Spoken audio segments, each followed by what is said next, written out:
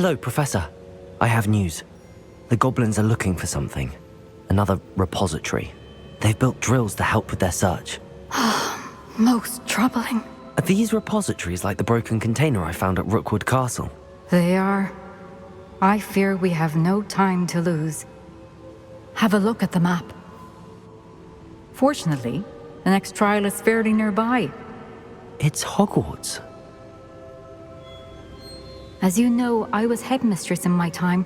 My portrait hangs in the headmaster's office. In fact, I witnessed Professor Black learn of your arrival. And I'll confess that I wondered about you. Wait, is the next trial in the headmaster's office? It is. I had hoped that when the time came, the occupant of that office would be of help to us. Unfortunately, this headmaster seems wildly unconcerned with anything but himself. You'll need to access the office while he's away. I understand. Very well. I'll find some way to get in. Good. I shall meet you in my portrait there. Until then. I still can't believe we escaped the Ashwinders. You may not realize it, but you are the talk of the school since you saved me that day. I wonder how everyone knows about it. I told my mother in the hope that she would be more forgiving of what I have been up to if it came from me.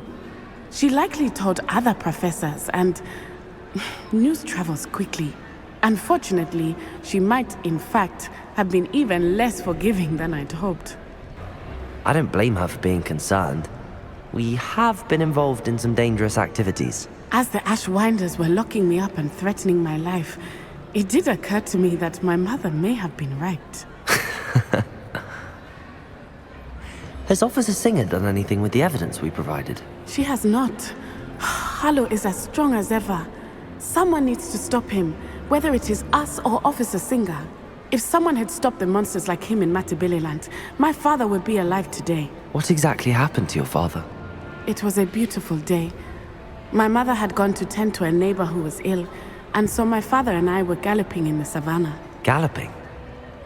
Your father was also an animagus, I take it? He could become the most majestic giraffe, and he would carry me on his back, my arms around his neck. We were on our way home when we surprised a group of bandits who had come from our village. One of them saw me just as he removed a scarf from his face. He shouted and then aimed his rifle. He didn't want you to identify him. Exactly. In an instant, my father bowed his neck to protect me and was hit. As he fell, my father changed back into his human form. When the bandits saw this, they turned and ran in fear. Magic terrified them, and then he was gone. And it was all my fault. Your fault? How so? He died protecting me. If I had been capable of protecting myself, he would still be alive today. My mother and I tried to go on without him, but it became too much for us there. A few years later, we left to come to Scotland. Do you think taking down the Ashwinders will avenge your father's death? No. Vengeance is not what drives me. My father would not want that. He and my mother raised me to believe that it is a privilege to be able to fight for those who cannot. I know there is risk involved, but I feel it is worth it. I am glad you seem to think so too. What does your mother think about all of this? Well, as you saw, she worries a great deal. She is an excellent seer, but I think it bothers her to this day that she did not see my father's death coming. She misses him, as do I. So I believe on some level she understands my need to seek justice in a small way. But that does not mean that she likes it. Do you think your father would approve of the things we've been doing? Oh my, that is a good question. In theory, yes. Although he would worry as my mother does.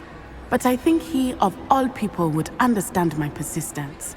My father never shied away from a fight for good, no matter how ruthless the foe. And I think he would have enjoyed knowing that I had a compatriot like you. I'm sorry, Natty. I can't imagine what you've been through. Your father sounds exceptional. He was. Truly extraordinary. And thank you for your kind words. We all have our burdens. My father had a saying about that. Yes, I remember. Rain does not fall on one roof alone. Exactly. Soon you and I will put an end to the Ashwinders, beginning with Harlow. And once he is gone, we will turn our attention to Rookwood. We are making progress, and we will succeed.